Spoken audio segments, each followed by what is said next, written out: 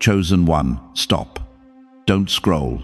Don't skip ahead. Just stop. Take one breath.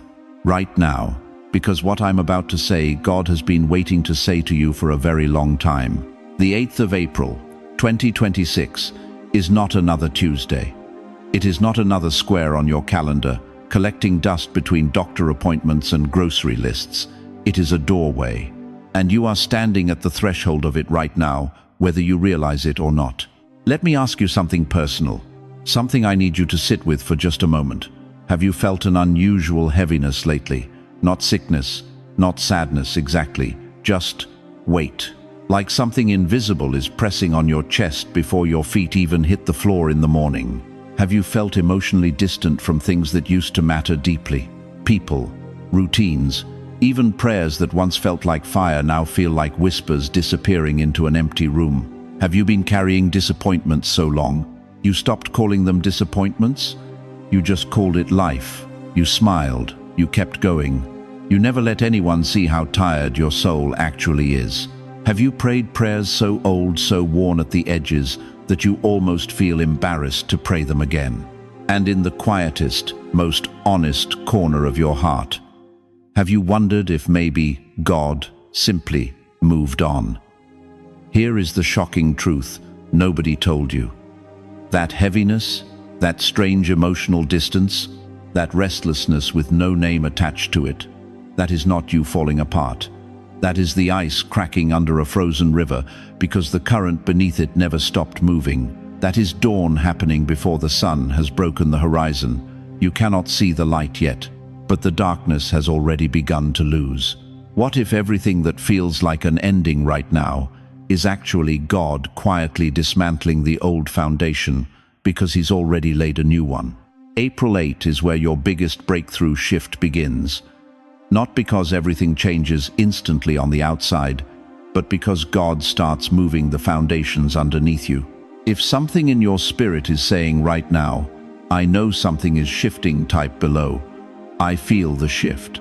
Stay with me, because before this message ends, you are going to see exactly what God is taking away, what He is awakening, and why heaven almost always begins breakthrough in a form people completely misread.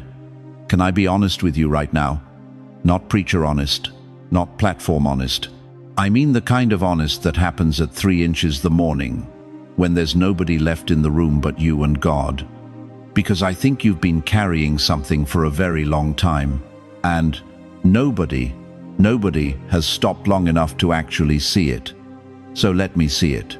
There's a heaviness sitting on your chest that isn't quite grief and isn't quite fear. It's something older than both. You wake up and it's already there before the coffee, before the news, before the day even asks anything of you. And you think, maybe I just need more rest. So you rest, and it's still there. Your sleep has been different lately, hasn't it? You close your eyes, but something inside you stays awake, watching, waiting. You can't name what it's waiting for. You just know the rest isn't reaching the deep place anymore. You've lost your appetite not just for food, but for noise, for crowds, for conversations that used to energize you. Suddenly small talk feels like sandpaper on your soul. You need quiet the way you need air, and you wonder if something is wrong with you. You've been grieving something you cannot name. There's no funeral for it. Nobody sent flowers, but the loss is real. The ache is real, and you've been carrying it in silence because you are the strong one. You are always the strong one. You held the family together when it wanted to fall apart. You showed up for everyone else's crisis while quietly managing your own. You gave and gave and gave, and the giving was holy. Yes, but beloved, even the strongest trees in this world need rain. Here is what I need you to understand right now. What you are feeling is not decline. What you are feeling is not defeat.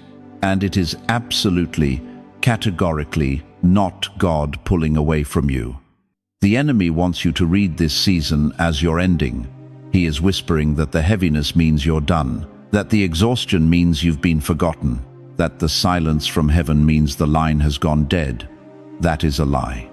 And it is the oldest lie in his playbook, because here is what the Bible actually says. Romans 8, 22 tells us that the whole creation groans, not sings, not celebrates, groans like something enormous is being born.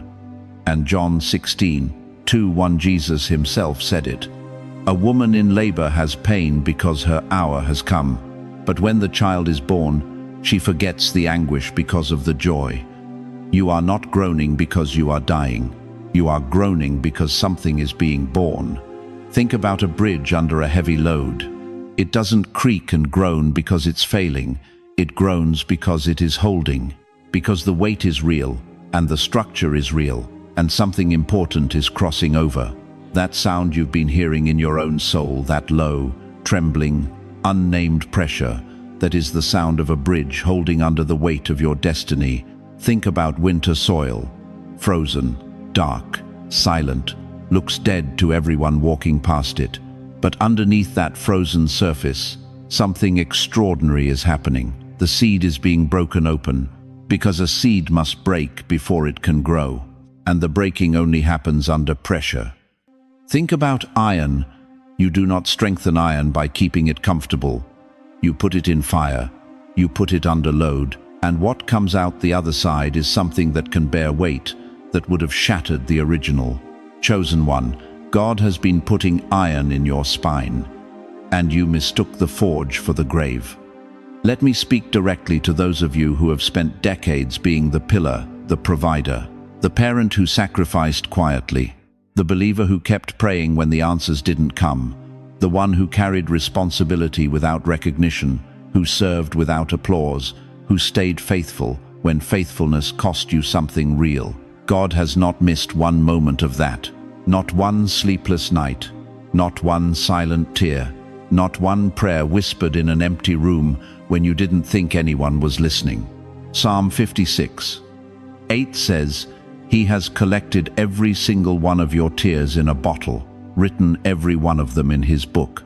Your tears were not wasted, they were recorded, and they are about to be answered. The weight was not there to crush you. The weight was there to prove to you, to heaven, and to everything that tried to stop you, that you could carry what is coming. And what is coming is bigger than what you've been carrying, which is exactly why the preparation had to be this deep.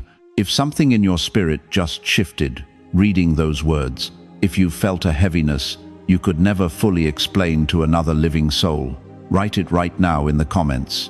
I felt the weight, because you are not alone in this, and you never were. But here is where this gets intensely personal. If the pressure was preparing you, and it was then, the real question isn't, why did it get so heavy? The real question is this: what exactly is God preparing you to carry next? Because April 8 doesn't just mark the end of the pressure, it marks the beginning of the revelation. And what God is about to show you about this shift will change the way you read everything that has happened to you in the last 3 years. Stay with me. We are just getting started. Now I need you to stay with me, because what I'm about to say is going to explain something you've been living through but couldn't find the words for. You didn't lose your mind. You didn't lose your faith. You lost your fit. And there is a profound difference. Here's what nobody tells you about breakthrough. It almost never begins with a blessing appearing. It almost always begins with something familiar, disappearing. Think about the last few months of your life. Be honest with yourself right now. Conversations that once energized you now feel hollow. You sit across from people you've known for decades, and something inside you goes quiet. Not cold, not angry, just quiet. Like your soul stopped recognizing the frequency. Habits you've carried for years suddenly feel too small. Routines that once gave you comfort now feel like a coat you've outgrown still on your back, but pulling at the shoulders, constricting every breath. Places you used to draw identity from gone silent. Churches, friendships, family roles, even certain memories. Things that once fed you now cost you something every time you return to them. And the people? The ones who once felt absolutely central to your story? Some of them feel like they're standing on the other side of a glass wall. You can see them, you can hear them, but something essential no longer connects. And here is where most chosen ones make the most dangerous mistake of their entire spiritual life. They call it depression, they call it aging, they call it loneliness, they panic, they grip tighter, they beg God to restore what's fading, not realizing that God himself is the one doing the fading. Hear me clearly. Isaiah 43:19 says, "Behold, I am doing a new thing," not a repaired thing, not a polished thing, a new thing. And here is what's shocking about that verse. God says, "Behold, look, pay attention, because what I'm doing right now doesn't look like what you've been praying for. It looks like disruption. It looks like loss. It looks like the ground shifting beneath your feet. But it is God." Jesus said it plainly in John 15. He said, "The Father is the gardener, and the gardener cuts." Not because he's angry, not because the branch did something wrong, but because dead wood cannot carry new fruit. A branch that stopped producing cannot be carried into the next season by sheer loyalty to the vine. It gets cut. Now, let me ask you something that might be uncomfortable. What if the friendship that cooled this year wasn't an attack from the enemy? What if it was the gardener's hand? What if the family misunderstanding that broke your heart wasn't a punishment but a pruning? What if the routine that stopped feeding you, the role that stopped fitting you, the identity you've been quietly mourning, what if God removed it on purpose because it could not walk through the door He's already opened? What if you've been grieving something God already promoted you out of? Think about an old house being emptied before renovation. The furniture comes out first, then the fixtures, then the walls. And if you walked in at the wrong moment, if you didn't know what was coming, you would think the house was being destroyed. But the builder knows something you don't. You cannot pour a new foundation while the old furniture is still in the room. Think about a train switching tracks at night. From inside the car, it feels like the whole world shifted sideways. Passengers grab their armrests. Something feels wrong. But the conductor is not panicking, because the conductor knows the train was supposed to switch tracks. The old line doesn't go where this train is headed anymore. That jolt you felt, that sudden sideways shift in your life, that was not a derailment. That was a track change. Chosen one, I need you to hear this not just in your mind, but deep in your bones where the fear actually lives. This is not the collapse of your life. This is the collapse of what could no longer carry your calling. There is a profound difference between a life falling apart and a life being emptied in preparation, between a season ending and a destiny beginning, between God abandoning you and God advancing you. The dead branches had to go, not because you failed, because the fruit season is coming, and fruit requires the full force of the vine flowing through living wood only. So stop calling every ending an attack. Stop mourning every departure like it's a verdict. Some friendships cooling are not betrayals. Some doors closing are not rejections. Some seasons going silent are not punishments. Some endings are God making room. Right now, if God has been pulling you away from what no longer fits, if something in your spirit recognizes what I'm describing, type these words right now. Make room, Lord. Let that be your prayer today. Not give it back, not restore what was, but make room. Because here's what I need you to understand before we go any deeper into this message. If the old is collapsing, and it is, then something else is already moving. The question is, what exactly is God accelerating in its place? And that answer changes everything. Now I need you to lean in closer, because what I'm about to tell you, most people will misread it. They'll feel it happening and call it something else entirely. They'll feel it and pull back. They'll feel it and say, I don't want to get my hopes up again. And that right there, that one sentence, has stolen more breakthroughs than any devil ever could. Let me ask you something that might sting a little. How many years have you been waiting? Not weeks, not months, years. Years of praying the same prayer. Years of watching doors stay shut while other people walked through theirs. Years of sitting in the same seat, carrying the same weight, whispering the same hope, while quietly, privately, you started wondering if your season simply passed you by. You watched younger people move forward. You celebrated them. You meant it. But somewhere deep in the chest in that place, nobody sees there was a quiet ache. Why not me? Why not yet? Did I miss something? Did God forget the address? That pain is real, and God sees every single year of it. Here is what the Bible declares in Isaiah 60:22, and I need you to hold on to every word. When the time is right, I, the Lord, will make it happen swiftly, not slowly, not partially, swiftly. God doesn't do gradual when his timing finally breaks open. He does sudden. He does swift. He does more than you asked for in less time than you expected. The frozen river doesn't melt one molecule at a time. One morning, the temperature shifts and the whole surface begins to crack and move at once. That is what acceleration looks like when God removes delay. And here is the sign you must not miss.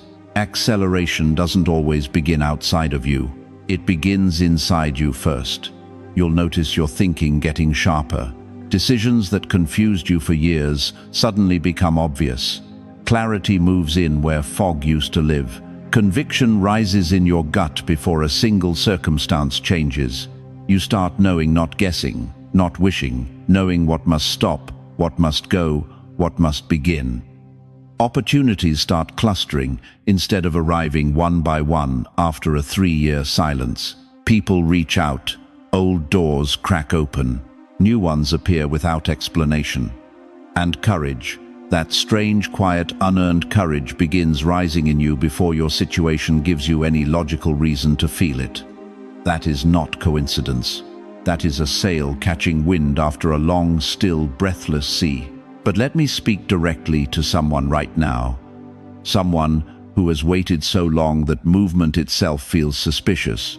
You've been still for so long, emotionally, spiritually, maybe even physically, that when things begin shifting, your first instinct isn't celebration, it's fear. Fear that you'll hope again and be disappointed again. Fear that this moment will be like all the others, a flicker, not a flame. Fear that you're too old, too tired, too far behind to trust what you're feeling. Can I tell you the truth? That fear is not wisdom. That fear is the last weapon of a defeated delay trying to talk you back into stillness. Ecclesiastes 3:11 says God makes everything beautiful in its time. Not in your timeline. Not in the timeline your circumstances suggest. In his time, and when his time arrives, the beauty of it will silence every year you spent questioning it. Acceleration is not chaos. Don't confuse the two. Chaos is random. Acceleration is targeted. It is heaven removing delay from what has already been prepared, already been aligned, already been approved. The green shoots breaking through cold soil aren't confused. They aren't early. They are simply responding to a warmth that started underground, long before the surface showed any sign of spring. You've been underground, growing in ways you couldn't see, being prepared in ways you couldn't measure. April 8 is the surface beginning to break open. So let me ask you the question that changes everything. What if this season is not asking you to beg harder for movement, but to recognize that movement has already started inside you? What if the clarity you felt this week wasn't random? What if the sudden courage wasn't accidental? What if the thing stirring in your chest right now, this very moment as you watch, this is not hope trying to survive, but destiny beginning to arrive? Stop waiting for the external miracle to confirm what the internal shift is already telling you. The sail is catching wind, the river is moving, the shoots are breaking through.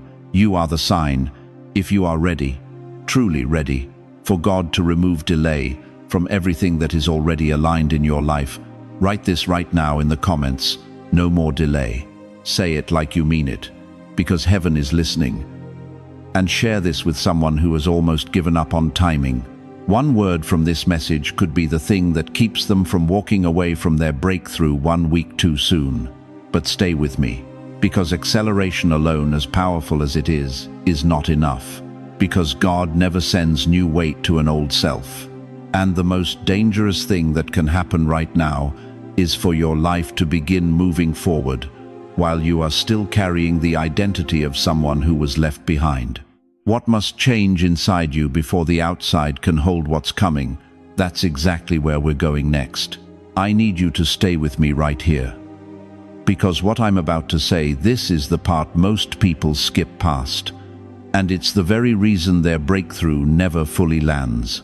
You've been asking God for new things, new peace, new provision, new purpose, new doors. But here's the question heaven has been waiting for you to hear. Are you still the same person who couldn't hold those things the last time they were offered? Sit with that. Don't rush past it. Romans 12:2 says it plainly. Be transformed by the renewing of your mind, not reorganized, not patched, not slightly adjusted, transformed. And 2 Corinthians 5:17 goes even further. If anyone is in Christ, the new creation has come, the old has gone. Gone. Not renovated, gone. God is not interested in upgrading your old self. He is interested in replacing it entirely with someone new. Someone stronger, someone freer, someone who can actually carry what he's been preparing to release. Here is the truth that will sting before it heals. Some of you have been carrying a false identity for so long, you don't even recognize it as false anymore. You became the strong one, the one who never complains, the one who holds everyone else together while quietly falling apart on the inside. You became the one who shrinks in a room so others feel comfortable, the one who overgives, over-explains, over-apologizes, just to keep the peace that was never really yours to keep. You have been known for decades by your wounds more than by your calling. And the most painful part? You started to believe that version of yourself was the real one. But it was never you. It was survival wearing your face. You want to know how to recognize that God is doing this identity work inside you right now? You're becoming less reactive. Situations that used to pull you into chaos, you watch them now from a distance, almost calmly, and you wonder why they no longer reach you the same way. You're becoming more observant. You're reading rooms differently.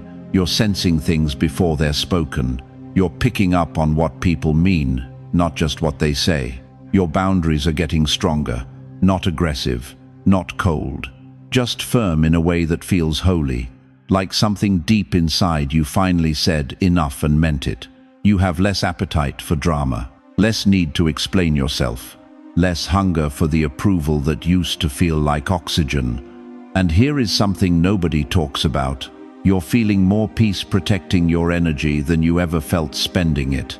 That is not age. That is not indifference. That is God recalibrating who you are. The old self survived.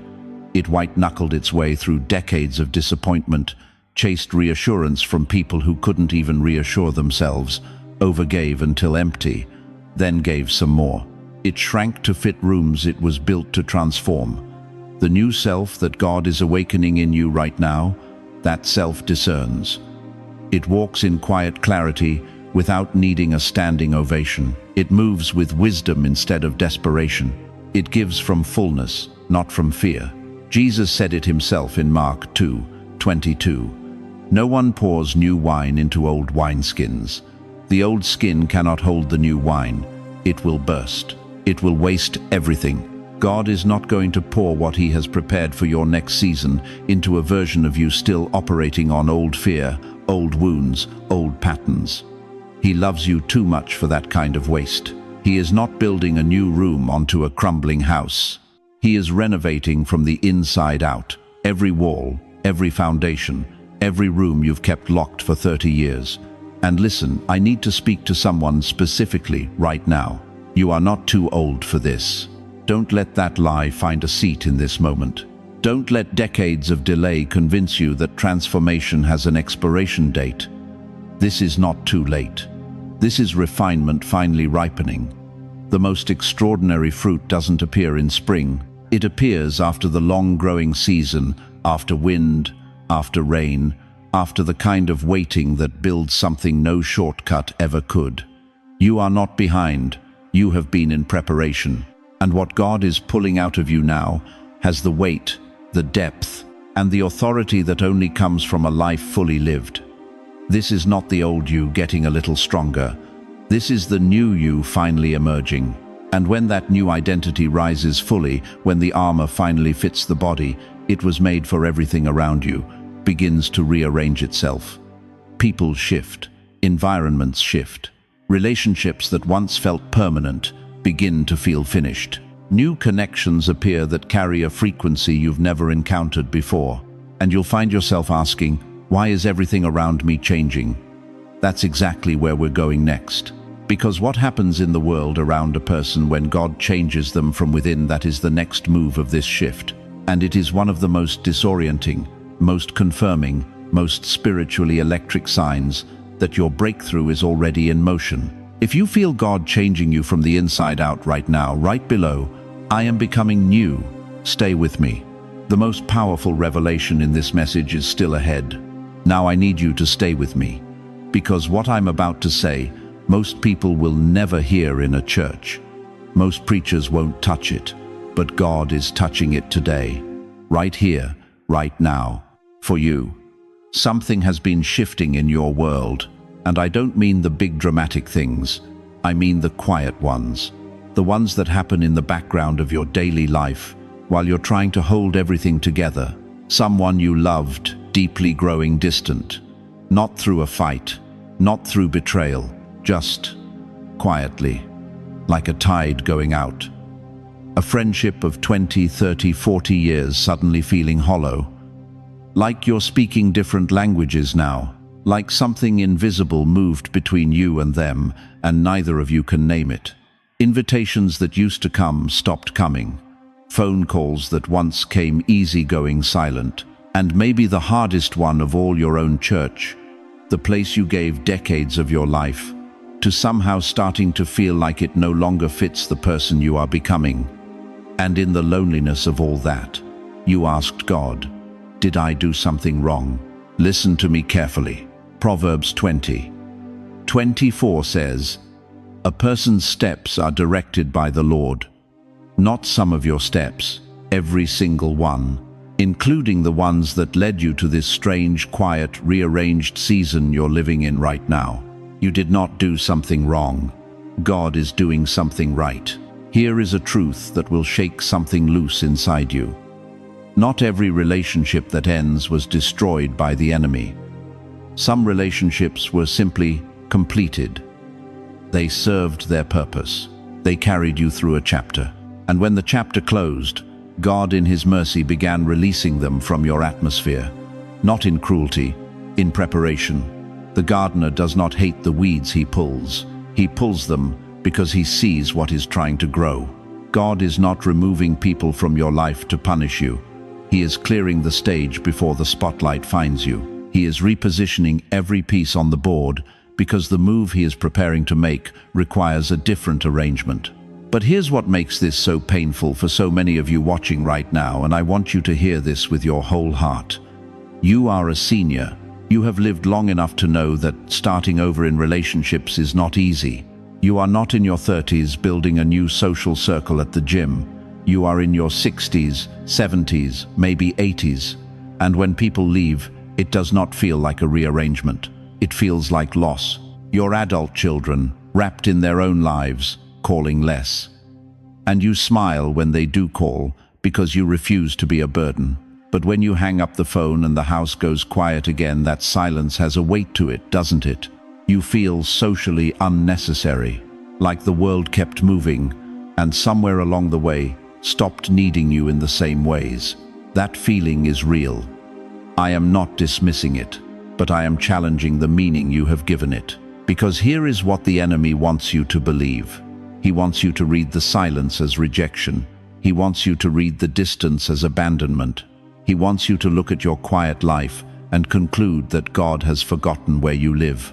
But John 15:2 says something that should stop you in your tracks.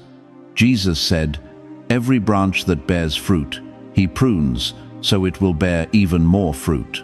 Pruning is not punishment. Pruning is the Father's hand on a living, breathing, fruit-bearing life, cutting back what is finished, so what remains can flourish beyond anything you have seen yet. You are not being abandoned.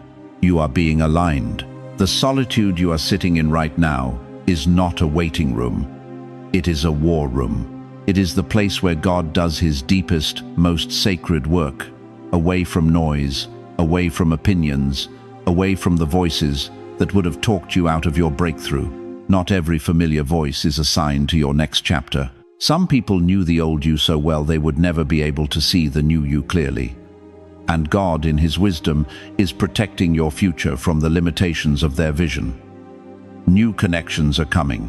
People who carry a frequency that matches who you are becoming. Relationships built not on history alone but on destiny. They may already be circling the edges of your life. Pay attention. God does not leave his people without a circle. He rebuilds the circle with better materials. If God has been clearing your atmosphere, if you recognize your life in what I just described, write this right now in the comments. Lord, align my circle. Let heaven hear your agreement. Let your faith speak it out loud, because here is what is coming next, and you do not want to miss this. When God rearranges your life, he does not stop at your relationships. He reaches deeper. He begins sharpening something inside you, something that has been dormant for years, something that the noise of the old season was keeping quiet. Your spirit has grown more sensitive lately, more aware, more attuned to things you cannot fully explain. That is not age. That is not anxiety.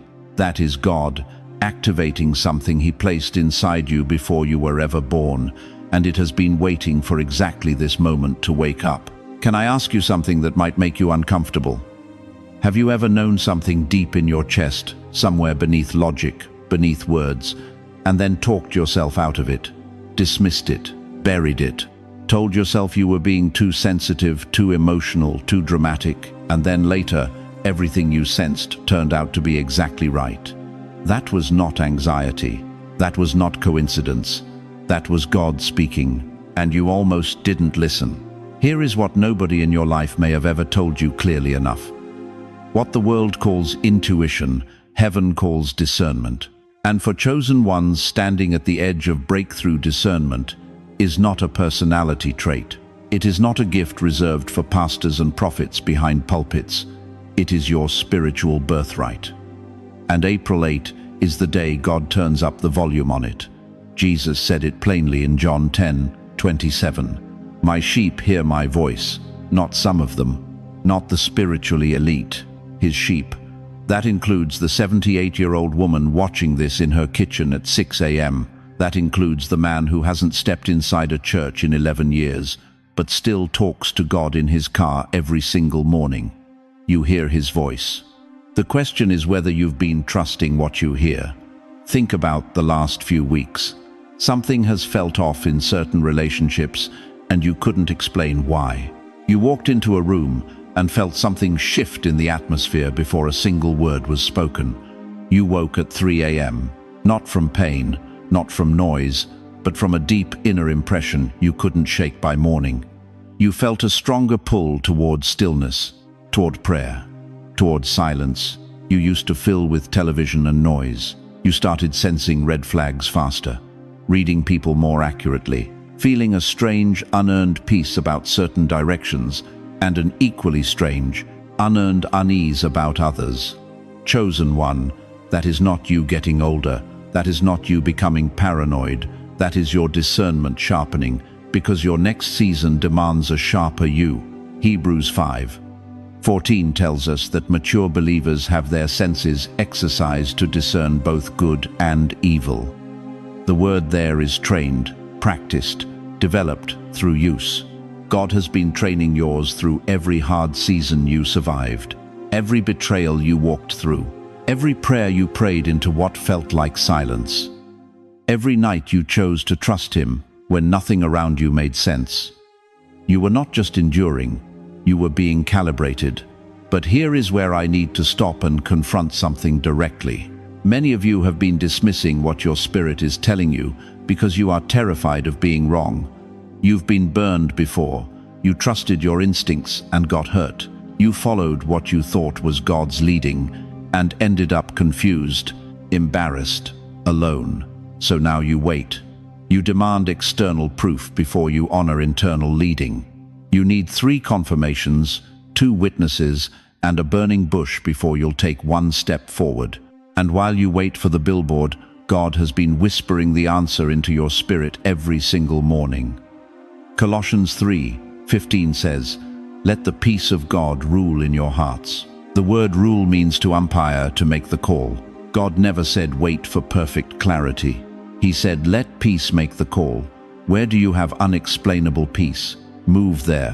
Where does something feel spiritually wrong, despite looking logically right?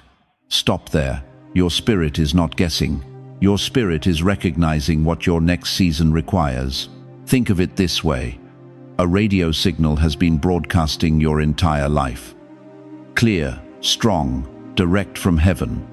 But the interference, fear, grief, noise, old wounds, other people's opinions, that interference kept you from receiving it cleanly. April 8 is the day the static begins to clear. It's like driving through fog that has covered the road for miles. And then, without warning, the fog lifts. The road is still the same road. But now you can see where it goes. Or think of a watchman on the ancient city walls, alone in the dark, cold, while the entire city sleeps. He sees the first grey light on the horizon before anyone below him. The city doesn't know morning is coming yet, but he knows, because of where he is positioned. Chosen one, your faithfulness through the hard years has positioned you. You are the watchman who sees the morning before the city does. Over the next 24 hours after you finish watching this, pay attention. What comes to your spirit in the quiet moments? What rises in you during prayer? What settles in your chest with unexplainable peace? What troubles your spirit that your logical mind keeps trying to rationalize away? God is speaking. He has been speaking. And your discernment right now is not broken. It is breaking through. If God has been sharpening your hearing, if something in you knows, He has been trying to get your attention. Write this below right now. Teach me to hear clearly, but chosen one, I need you to stay with me, because there is still one question we have not answered, and it may be the most important question of this entire message.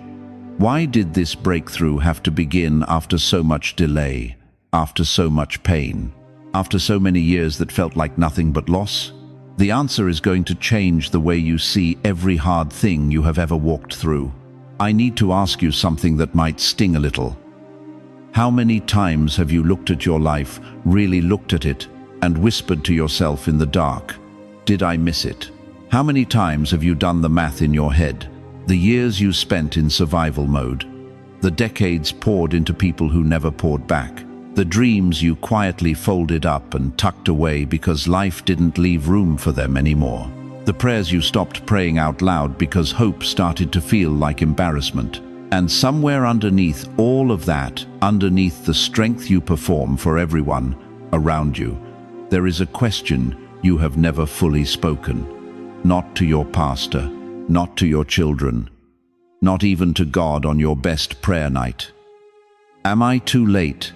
I want you to hear me clearly right now, not as a voice on a screen, as someone who has sat with that same question. You are not too late. You were never too late. And what felt like delay was never abandonment. Let me take you somewhere for a moment. Moses, the man who parted the Red Sea, who stood on holy ground, who led millions out of 4 centuries of bondage. He was 80 years old when God called him to begin. 80, not 22 with energy to burn, not 40 with ambition still fresh. 80, with a stutter, with a past stained by failure, with 40 years already spent in the wilderness feeling forgotten. And God looked at that man, that old, broken, wilderness-worn man, and said, now you are ready. Caleb stood before Joshua at 85 years old and declared, give me this mountain.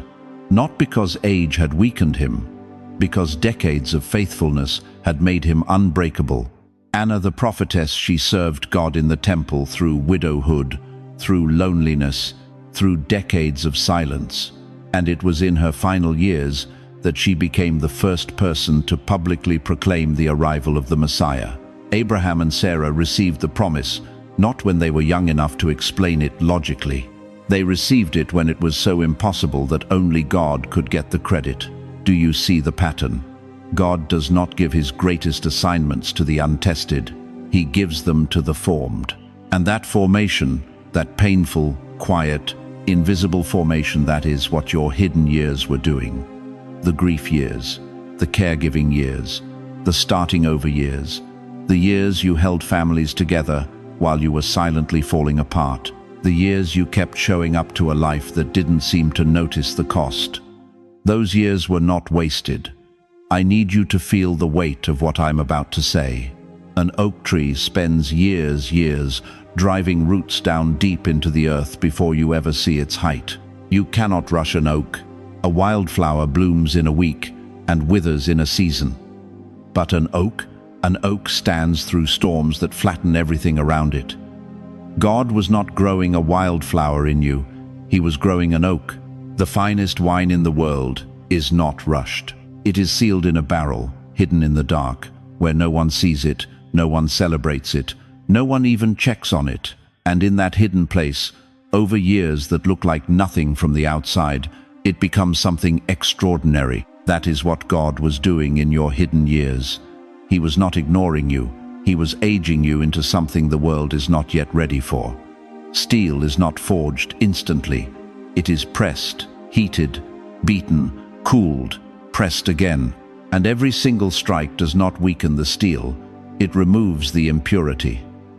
Every hard year removed something in you that could not have survived what is coming next. Here is what religion sometimes gets wrong. It tells you that delay is punishment, that if you were really favored, the blessing would have come sooner, that the waiting means something is wrong with you. But Scripture tells a different story. Romans 8:28 does not say some things work together for good. It says all things. Every failed season, every buried dream, every year that looked like nothing, all of it woven together by hands that do not make mistakes. The question was never whether God forgot you. The question was whether what he placed inside you had grown deep enough to carry what he was preparing to release. And the shocking answer, the one that might take your breath away right now, is this: God did not wait because you were forgotten. God waited until what he placed in you had the depth to carry what was coming. Your regrets were not the story, they were the refining. Your lost years were not the verdict, they were the preparation. Your age is not your limitation, it is your credential. If you are done right now, in this moment, calling your years wasted, I want you to type it where everyone can see it. Right, nothing was wasted, because it wasn't. Not one sleepless night, not one tear that fell where no one saw it, not one prayer that felt like it bounced off the ceiling. God was building something in the dark that is about to break into the light. And that brings us to the most urgent question of this entire message. If April 8 truly begins the shift, then what must you do right now so you don't resist the very thing you have been praying for? That answer is coming, and you cannot afford to miss it. Now I need you to lean in close, because everything we've talked about, the heaviness, the silence, the strange emotional distance, it all leads to this moment right here. The shift is real. God is moving. But here is the truth that will determine everything about your next season. Breakthrough can be missed, not because God stopped moving, but because you stopped cooperating. Let me show you exactly what that looks like, because I guarantee you've seen it in your own life and never had the words for it. When God begins a breakthrough season, the very first thing he touches is not your circumstances, he touches your comfort. He begins removing things that are familiar, things that feel safe, things that have defined you for years, maybe decades. And what do most people do? They grip tighter. They fight to hold the shoreline as the ship is already pulling away from the harbor. They call the pruning an attack. They call the silence abandonment. They call the rearrangement a crisis. They keep pouring energy into dead relationships because letting go feels like admitting failure. They keep speaking from the old season because the new one hasn't fully arrived yet, and the silence in between feels unbearable. And slowly, quietly, without even realizing it, They resist the very hand of God that came to lift them. Can I ask you something direct? Something that might sting a little? How much of your energy right now is going toward protecting something God already said is finished? Think about that. A position that no longer carries purpose. A relationship that has been draining you for years. An identity built on what you used to do rather than who God is making you. A version of yourself so familiar, so rehearsed, that the idea of becoming someone new, even someone better, feels more frightening than staying stuck. Proverbs 3:5 says it plainly, "Trust in the Lord with all your heart, and lean not on your own understanding." Not most of your heart, all of it, because your understanding right now is limited to what you can see, and what you can see is incomplete. What feels like loss is leverage. What feels like disruption is direction. What feels like God pulling something away from you is actually God pulling you towards something you cannot yet see. Here is what I need you to hear with everything in you. The seed does not understand why the shell is breaking.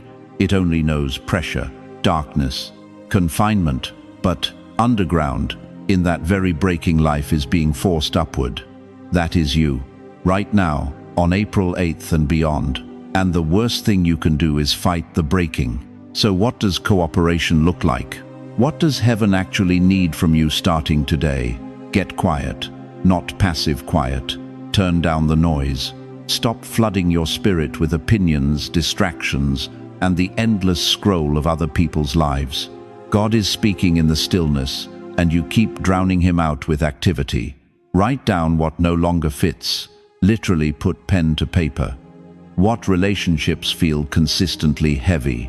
What habits belong to the old you? What identities are you still wearing that God has already asked you to lay down? You cannot release what you refuse to name. Stop speaking from the old season. Your words are either building the new thing or anchoring you to the old one. Every time you say nothing ever changes, you are driving a stake into ground God is trying to break open. Speak what you believe, not what you see. Protect your peace like it is the most valuable thing you own, because in this season it is. Peace is not the absence of conflict. Peace is the presence of God in the middle of it. Guard it. Refuse the conversations that drain it. Walk away from the arguments that steal it. And when God gives you the next small instruction, obey it. Not the big dramatic step, the small one. The phone call you've been avoiding, the apology sitting in your throat, the quiet morning you keep skipping. The next small yes is the hinge. Everything else swings on. And when the rearrangement starts, refuse panic.